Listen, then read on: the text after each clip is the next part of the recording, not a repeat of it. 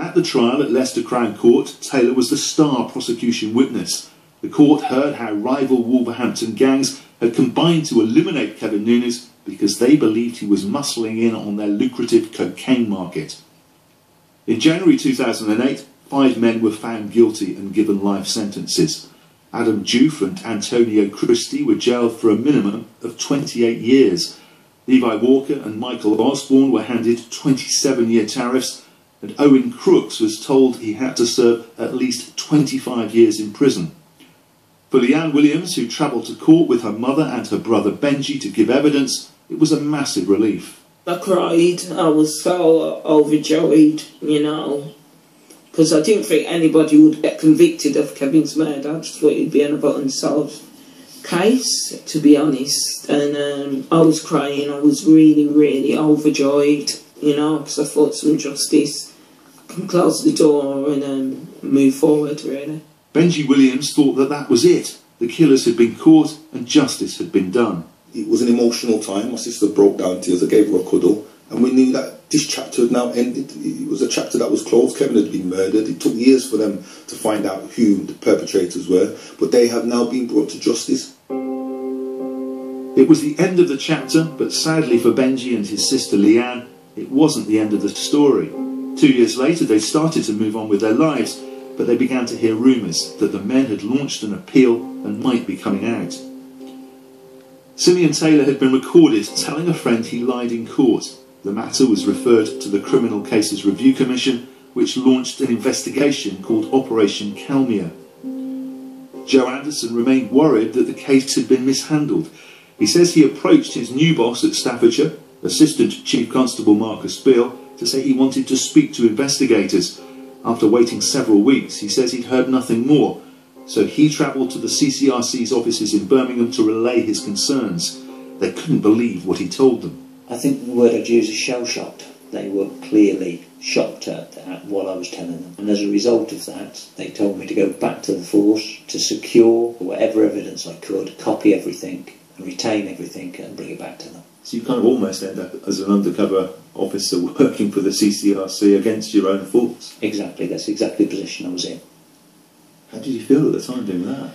Mixed feelings, uncomfortable, but actually relieved that finally, to find an organisation which had enough integrity that they wanted to get to the bottom of what I'd been trying to get Staffordshire Police to look into for the last 3 to 4 years. Finally, there was somebody within the judicial system who had the courage to look into these matters.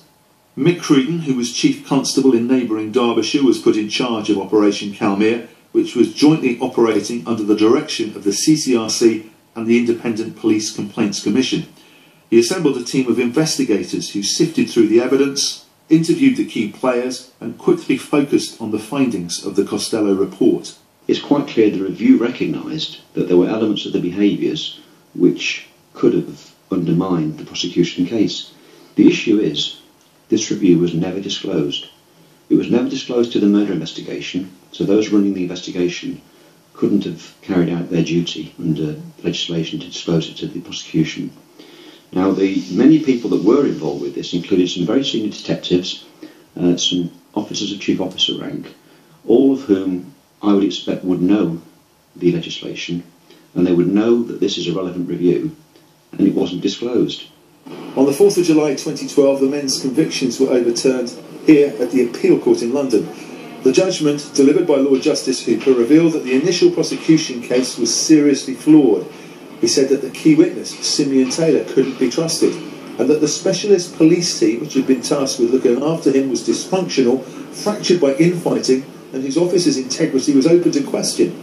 He added, it's to be hoped that the appropriate measures will be taken against those responsible for what appears to be a serious perversion of the course of justice. By 2012, Leanne Williams was studying at college. Ironically, she hoped to get a qualification to work in the criminal justice system. Her son was now 9, at primary school.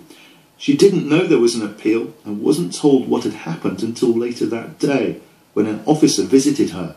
Everyone was around my house, my siblings, my mum and stuff. He had like this big sheet of paper, A4 paper, and started reading, and then at the end he went, and they are basically being released from custody.